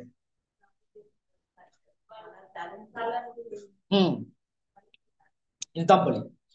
நம்ம கிட்ட இருக்கிறத என்ன பண்றது? கொடுக்கறது, தேவனுக்கு செலுத்து. அதுக்கு பேர் தான் என்னது? காணிக்கை. சரிங்களா? இப்படி பண்ணக்கூடிய அந்த காணிக்கை திடீர்னு தேவன் பார்க்கும்போது எப்படி இருக்காரு பாத்தீங்கன்னா, இந்த பன்றி ரத்தத்தை படைக்கிற மாதிரி இருக்கு. அப்படின்னா இந்த காணிக்கை செலுத்துறாங்க இல்லையா, அவங்களுடைய இருதயத்தினுடைய நிறைவை பார்த்துட்டு தேவன் என்ன பண்ணா, ஏன் எனக்கு பன்றி ரத்தத்தை வந்து படைக்கிறேன்னு கேக்குது. அப்படின்னா இந்த பன்றிக்கு எதை அடையாளமா சொல்றாருங்கிறத 2வது பகுதியில் நம்ம வாசிக்கலாம். 2 பேதுரு 2ஆம் அதிகாரம் 22ஆம் வசனம். கழுவப்பட்ட பன்றி சேற்றிலே புரளவும் விரும்புனது என்று சொல்லப்பட்ட மெய்யான பழமொழியின்படியே அவர்களுக்கு சம்பவித்தது. பாத்தீங்கன்னா கழுவப்பட்ட பன்றி மறுபடியும் என்னதான் பண்ணிருக்கு? நீங்க என்னதான் பன்றி எடுத்து வளர்த்தாலும் சரி, இந்தியாவுக்கு பன்றி மட்டும் கிடையாது, இங்க ஃபாரின்ல இருக்க கண்ட்ரியில இருக்கக்கூடிய பன்றி எடுத்து வளர்த்தாலும் சரி. சரிங்களா? இப்ப அது எப்படித்தான் இருக்கும்னு பாத்தீங்கன்னா, நல்லா குளிப்பாட்டி, இது வெளிநாட்டுல நடக்கக்கூடிய விஷயம், வெளிநாட்டுல நடக்கிறது. இது ஏன் எல்லாம் கிடையாதுங்க, இயலாம இருந்த ஒரு விஷயம். சரிங்களா? அது பார்க்கும்போது இது வந்து வீட்டுல வளர்க்கக்கூடிய பிராணிகள் சொல்றோம் இல்லையா, இதுதான் பெட்டாமா. பெட்டு வரைக்கும் கொண்டு போய் அந்த மிருகம் வந்துட்டு போகும். அதனாலதான் அதுக்கு பேர் பெட்டு. சரிங்களா? இந்த ஒரு மிருகத்துக்கு நீங்க என்னதான் குளிப்பாட்டி, என்னதான் பவுடர் போட்டு சென்ட் அடிச்சு விட்டாலும் அதோடைய மைண்ட் எப்படி தெரியுமா இருக்கும்? இப்படித்தாங்க இருக்கும். எப்படி இருக்கும்? இப்படித்தான் இருக்கும். இதெல்லாம் அதுக்கு சொர்க்கமா இருக்கிற மாதிரி தெரியாது. அந்த பன்றி எங்கதான் போய் படுத்து கிடக்கும்? அது இருக்கக்கூடிய இடமே அங்க இருக்கும்போது எப்படி திருன்னு முடிச்சுட்டு பாருங்க, சாக்கடையில் இருக்கும்போது எப்படி சொகுசா படுத்து கிடக்குது பாருங்க. சரிங்களா? அப்ப நீங்க என்னதான் கழுவி வச்சிருந்தாலும், எவ்வளவுதான் சத்தியத்தை சொல்லியிருந்தாலும், எவ்வளவுதான் பலி செலுத்திருந்தாலும், உங்களுடைய மைண்ட் எங்கதான் போகுது? கடைசியில இங்கதான் போகுது. அங்கதாங்க எனக்கு சந்தோஷமா இருக்குது, எனக்கு பெட்ல இருக்கிறது ஒரு அனீசியா இருக்குது சொல்லுது. அப்படின்னு அர்த்தம், இந்த சத்தியத்துல இருக்கும்போது எனக்கு கஷ்டமா வருதுங்க. அவங்க கொடுக்கக்கூடிய அந்த காய்கறிகள்லாம் எனக்கு பிடிக்கல. எப்ப பார்த்தாலும் ஒரு பிரச்சனை வச்சுன்னா அந்த சத்தியத்தை வசனத்தவே எடுத்து கொடுக்குறாரு இவரு. எனக்கு அது பிடிக்கல. எனக்கு எதான் பிடிச்சிருக்குது, எங்க சொந்தக்காரர் ஒருத்தர் போலீஸ்ல இருக்கிறாரு. சரிங்களா? எங்க மாமா ஒருத்தர் பஞ்சாயத்து பண்ணிட்டு இருக்காரு. மதுரையில் அப்படித்தான் பஞ்சாயத்து தான் பண்ணிட்டு இருப்பாங்க எல்லாம். இப்படி போய் நான் என்ன பண்றதுன்னா, எனக்கு இந்த உலகமே போதுங்க, இதை வச்சு நான் என்னுடைய பிரச்சனை சால்வ் பண்ணிக்கிறேன் அப்படின்னு போனோம்னா இந்த பன்றி கணக்கு தான். எப்படி யோசனை பாருங்க. இப்படித்தான் நம்ம பலி இருக்குதா? இப்படி எல்லாம் நம்ம பண்ணிட்டு இருந்தோம்னா இது தேவனுக்கு அருவருப்பு. இது வந்து ஒரு நடிப்பு. இங்க ஒரு மாதிரி வெளியே ஒரு மாதிரி இருந்தோம்னா நம்ம செலுத்தக்கூடிய பலி தேவனுடைய மைண்ட்ல எப்படித்தான் இருக்குன்னா இப்படித்தான் இருக்கும் பார்வையில். சரிங்களா? கடைசியா தூபம் காட்டுகிறவன் விக்கிரகத்தை வணங்குகிறான் அப்படின்னா, விக்கிரகம்னா எது? விக்கிரகத்தை யார் யாரெல்லாம் வணங்குறோமா? நம்ம வணங்குறோமா? விக்கிரகத்தை வணங்குறது இல்லையா? நல்லா யோசனை பண்ணி சொல்லுங்க. பாருங்க, கரெக்டா வசனத்தையே புடிச்சிட்டாங்க. வாசிக்கலாம். நீதிமொழிகள் 1ஆம் அதிகாரம் 19. நீதிமொழிகள் 1ஆம் அதிகாரம் வசனம் 19. பொருளாசையுள்ள எல்லாருடைய வழியும் இதுவே, இது தன்னுடையவர்களின் உயிரை வாங்கும். உயிரை வாங்கிடும். எது? ஒரு மனுஷனுக்கு பொருளாசை இருந்தாலே அது விக்கிரகம். தேவன் வைக்க வேண்டிய இடத்துல, தேவனை வைக்கக்கூடிய இடத்துல நாம ஒரு பொருளையோ ஒரு நபரையோ இல்ல நமக்கு பிடிச்ச ஒரு வேலையையோ வச்சிட்டோம்னா அதுக்கு பேர் தான் விக்கிரக ஆராதனை. இப்ப நம்ம விக்கிரகத்தை வணங்குறோமா இல்லையா? சில நேரங்கள்ல என்ன பண்ணிடுறோம், நமக்கே தெரியாம வணங்கக்கூடிய ஒரு ஸ்டேஜ் வந்துருது. ஆனா ஒரு புது சிருஷ்டி அது எல்லாத்தையும் தாண்டி அதற்கு அப்பாற்பட்ட ஒரு வாழ்க்கையத்தான் என்ன பண்ணணும், வாழணும். அப்ப இந்த உலகத்தினுடைய இந்த பணம் செல்வாக்கு அழிஞ்சு போகக்கூடிய தேடாதீங்க. இதுதான் எனக்கு உகந்த உபவாசம் கிடையாது. இது எனக்கு செலுத்தக்கூடிய பலி கிடையாது. இந்த காணிக்கையை நான் அக்செப்ட் பண்ண மாட்டேன். அதுக்கு பிறகு நீங்க என்ன பண்ணணும், எப்பவுமே என்னை பக்கத்துல வச்சு. அதனாலதான் நம்ம அடிக்கடி ஒரு உதாரணம் சொல்றது உண்டு. இப்போ நிறைய பேர் புதுசா சத்தியத்துக்குள்ள வந்ததுக்கு அப்புறம் நிறைய பேர் கேள்வி கேட்பாங்க. என்ன நாங்கன்னா அந்த கேள்வி நம்மளாம் கேட்டுதான் வந்தவங்க தான். ஏங்க டிவி பாக்குறது தப்பா? டிவி பாக்குறது தப்புங்களா? ஒரு என்டர்டைன்மெண்ட் ஆகும், கண்ணுல பார்த்துட்டு அவ்வளவுதான், ஒரு 2 மணி நேரத்துல முடிச்சு போயிரு. இது ஒரு பெரிய தப்பா? நம்ம அதுக்குள்ளேயே போனாத்தாங்க தப்பு அப்படிலாம் சொல்லுவோம் இல்லையா? இப்போ நமக்குள்ள யார் இருக்கிறா? புது சிருஷ்டி. இன்னும் ஒரு படி மேல போங்களேன். நம்ம கூட யார் இருக்கிறா? கிறிஸ்து இருக்கிறார். இயேசு கிறிஸ்து இருக்கிறார். ஃபர்ஸ்ட் கிறிஸ்து தான் அந்த தாட் வராது ஃபர்ஸ்ட். இப்போ கிறிஸ்துவை ஏமாத்த முடியுமா? அவர் எல்லாத்தையும் ரீட் பண்ணி வச்சிருக்கிறார்.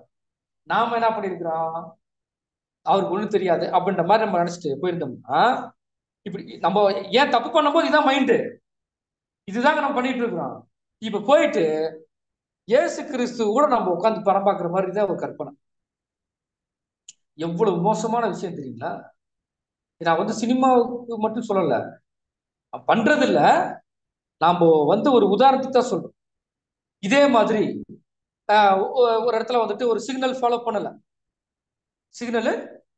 பண்ணல, இயேசு கிறிஸ்து பின்னாடி பைக்ல உட்கார்ந்து இருக்கிறார் அப்படின்னு வைங்க. இப்ப அந்த இடத்துல என்ன பண்ணுவோம்? உங்களுக்கு தெரியாது ஆண்டவரே, இவங்கெல்லாம் எப்படி உங்களுக்கு தெரியாது, நான் சொல்றேன் பாருங்க எப்படின்னு. அதெல்லாம் ஒண்ணும் பண்ண மாட்டாங்க. இதை தாண்டி அந்த டேர்னிங் திரும்புற பாத்தீங்களா, அந்த இடத்துல தான் போலீஸ் நிற்பாங்க. அது வரைக்கும் என்ன பண்ணிக்கலாம், ஹெல்மெட் போடாம போய்க்கலாம், சிக்னல் எல்லாம் ஃபாலோ பண்ண. இப்ப டைம் ஆயிடுச்சுல, எக்லிஷியாக்கு தானே போகணும், அப்படின்ட்டு சிக்னலை ஃபாலோ பண்ணாம தான் சரியா இருக்குமா? அப்போ எப்பவும் நம்முடைய ஆண்டவர் நம்ம கூட இருக்கும்போது நம்முடைய சிந்தனை எப்படி இருக்குதோ அப்படித்தாங்க எப்பவுமே இருக்கும். சரிங்களா? இதே ரேஷன் கடையில வரிசையில் நிக்கிறோம், என்ன ஆகும், நமக்கு நம்முடைய பொருள் அப்படி தூக்கி எரிஞ்சுட்டு ஒரு 15 பொருள் வரிசை வச்சுக்கிறாங்க, அவங்க வரிசை இடம் போட்டுருக்குறாங்க. நம்ம என்ன பண்ணுவோம், ரொம்ப சாந்தமா போய் இருக்கிறத பூரா அள்ளி குப்பை தொட்டில கொண்டு போய் போட்டு நம்ம முன்னாடி போய் நிற்போம். அப்படித்தான் பண்ணுவோமா? போறதா போங்க, வாங்குறதா வாங்க, இருந்தா வாங்கிக்கிறேன், இல்லைன்னா போய் அவ்வளவுதான். இதுதான் ஒரு புது சிருஷ்டியோட மைண்ட் இருக்கு. இப்படி பண்ணல அப்படின்னா, இப்போ இயேசு கிறிஸ்து கூட இருக்கும்போது கொலாசில சண்டை போடுவோமா, ரேஷன் கடையில சண்டை போடுவோமா? இப்படித்தான் நாம தனிமையில் இருக்கும் போதும் சகோதர சகோதரியோட இருக்கும் போது எப்படி இருக்கிறோமோ அப்படித்தான் தனிமையில இருக்கும் போது இருக்கணும். அந்த இருதயம் தான் தேவனுக்கு ரொம்ப பிடிக்கும். எக்லிசியால இருக்கும்போது எப்படி இருக்கும் நம்முடைய மைண்டு? எப்படி இருக்கும்? ரொம்ப சுத்தமா இருக்கும். சில பேர் நேத்து பார்த்துட்டான், சில பேர் இருப்பாங்க ஆனா இருக்க மாட்டாங்க.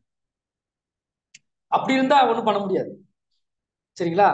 உண்மையிலே இருக்கிறவங்களுக்கு என்ன இருக்கும், கண்டிப்பா தேவன் அவங்க கூட வாசம் பண்ண.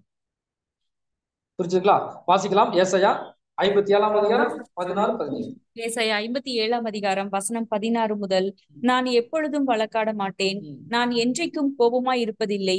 ஏனென்றால் ஆவியும் நான் உண்டு பண்ணின ஆத்துமாக்களும் என் முகத்துக்கு முன்பாக சோர்ந்து போகுமே. நான் அவர்கள் பொருளாசை என்னும் அக்கிரமத்து நிமித்தம் கடும் கோபமாகி அவர்களை அடித்தேன்.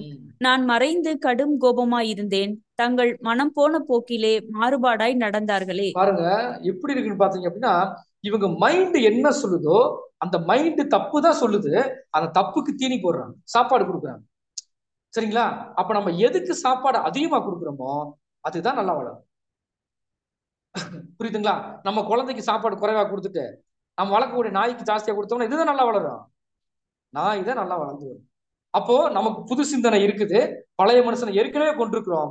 ஆனா அவனுடைய இன்ஃபுளுயன்ஸ் வந்துட்டு அப்பப்ப என்ன பண்ணிட்டு இருக்கு நம்மளைய வந்து போயிட்டு இருக்கனால அவனுக்கு அதிகமா நம்ம தீனி போட்டோம்னா அவன் டெவலப் ஆகி வந்துடுவான், இருக்கிறத கொண்டு. அப்போ விக்கிரக ஆராதனைங்கிறது இந்த பொருளாசையை பேஸ் பண்ணி தான் வருது. அதனாலதான் போதுமென்ற மனதுடனே கூடிய தேவ பக்திய மிகுந்த ஆதாயம். சரிங்களா? அப்ப இந்த பண ஆசை என்ன பண்ணிட்டு இருக்குன்னு பாத்தீங்க அப்படின்னா, இது எல்லா தீமைக்கும் தான் வேற இருக்குது. பணம் சம்பாதிக்கல போய் ஒரு மனுஷன் மாட்டிட்டானா இருந்து வெளியில வர்றது கஷ்டம். பணம் சம்பாதிக்க கூடாதுன்னு சொல்லல, தேவைக்கு வச்சுக்கோ. புரியுதுங்களா? நிறைய பேர் என்ன ப்ரேயர் பண்ணுவாங்கன்னா, தேவனே எனக்கு ஒரு நல்ல வேலை கொடுத்துட்டீங்க அப்படின்னா நான் என்ன பண்ணுவேன், என் வீட்டுல என்னை திட்ட மாட்டாங்க, என்னுடைய மனைவி என்னை திட்ட மாட்டாங்க, நான் உங்களுடைய ஊழியத்தை சந்தோஷமா நான் செஞ்சிருவேன் அப்படின்ட்டு. வேலையை கொடுத்ததுக்கு அப்புறம் அந்த வேலையிலேயே முக்கியத்துவம் கொடுத்துட்டு சம்பாரிச்சு என்ன பண்றேன்னா அப்பவும் ஒரு வியாக்கியானம் பேசுவாங்க. என்ன பேசுவாங்கன்னு பாத்தீங்கன்னா, இவ்வளவு சம்பாதிக்கிறது எதுக்கு, உங்க ஊழியத்துக்கு தான் சம்பாதிச்சு, உங்களுடைய ஊழியத்துக்கு தான் நான் சம்பாதிச்சேன். இப்படி வந்துட்டு என்ன பண்றது? அப்போ அந்த இருதயம் என்ன மாதிரி அடிக்கடி மாறுது. அதனால உங்களோட இருதயம் மகா கேடுள்ளதும் ஒரு திருக்குள்ளதுமா என்ன பண்ணுது இருக்குது. அந்த மாதிரி நீங்க வச்சுக்காதீங்க. அதனால நீங்க எல்லாம் என்ன பண்ண போறீங்க அப்படின்னா, வாசிக்கலாம். 1 தீமோத்தேயு 6 வசனம் 10 முதல், பண ஆசை எல்லா தீமைக்கும் வேறா இருக்கிறது. சிலர் அதை இச்சித்து விசுவாசத்தை விட்டு வழுவி அநேக வேதனைகளினாலே தங்களை உருவ குத்தி கொண்டிருக்கிறார்கள். நீயோ தேவனுடைய மனுஷனே, நம்மளை சொல்ற, நீயோ தேவனுடைய மனுஷனே விட்டோடி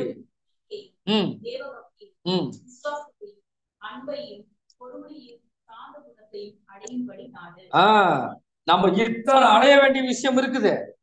இதை விட்டுட்டு எனக்குன்னு ஒரு அச்சீவ்மெண்ட் இருக்குது, எனக்குன்னு ஒரு எய்ம் இருக்குது, அதை அடையிற வரைக்கும் நான் அதற்காக போராட போறேன்னு சொல்லிட்டு நாம உலக பிரகாரமா என்ன செஞ்சிடக்கூடாது, போராடிட்டு நான் ஜெயிச்சிட்டேன்னு சொல்லக்கூடாது. உலகத்தை ஜெயிச்சிட்டேன் அப்படின்னா இந்த உலகத்துல நமக்கு தேவையானதை பூரா பண்ணி வச்சுட்டு ஜெயிச்சிட்டேங்கிற பேர் உலகத்தை ஜெயிச்சது கிடையாது. உலகத்தின் சிந்தனைகளை, உலகத்தினுடைய அந்த பாவ கட்டுகளை பூரா என்ன பண்ணி வரணும், ஜெயிச்சு வர்றதுக்கு பேர் தான் உலகத்தை ஜெயிச்சேன்ற வசம். புரிஞ்சுதுங்களா? அதைத்தான் யார் சொன்னதுன்னு பார்க்கும்போது அப்போஸ்தலனாகிய பவுல், விசுவாசத்தின் நல்ல போராட்டத்தை நீ போராடு. ஏன் அப்படின்னா நீ அடைய வேண்டிய இலக்கு நிறைய இருக்குது. சரிங்களா? போட்டி உலகம், போட்டி உலகம்னா இந்த உலகத்தை பத்தி பேசல, இதே உலகத்துல போட்டி இருக்குது. அது எதுன்னு பாத்தீங்க அப்படின்னா, இங்கேயும் ஒரு புது சிருஷ்டி வளருது, இங்கேயும் ஒரு புது சிருஷ்டி. எந்த புது சிருஷ்டி தன்னுடைய குணலட்சணத்தை சீக்கிரமா வெளிப்படுத்தி காட்டுதோ, சீக்கிரமா தன்னுடைய ஓட்டத்தை வேகமா ஓடி முடிக்குதோ, தேவனுக்கு பிரியமான ஒரு வாழ்க்கை வாழுதோ, அது எங்க போய் சேர்ந்துரும் உடனே.